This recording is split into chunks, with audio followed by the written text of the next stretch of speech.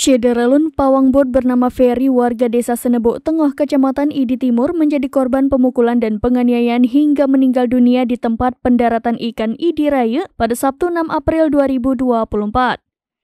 Kasat Reskrim Polres Aceh Timur Polda Aceh, Ibtu Muhammad Rizal menyebutkan lokasi kejadian di tempat pelelangan ikan atau TPI Idi, Desa Blanggelumpang, Kecamatan Idi Raya. Ketika berada di luar warung, pertikaian antara AM dengan korban dan Ridwan kembali terjadi hingga berujung pemukulan terhadap korban yang dilakukan oleh AM.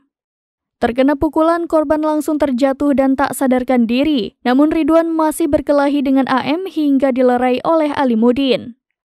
Sementara itu, AM yang tahu korban meninggal dunia berusaha melarikan diri namun berhasil diamankan oleh warga dan anggota Satpol Airut Polres Aceh Utara. Setelah diamankan, anggota Satpol Airut Polres Aceh Utara menghubungi Polsek Idi Raya, selanjutnya AM dibawa ke Polsek Idi Raya. Dari Aceh Timur, Maulida Alfata, serambinews.com.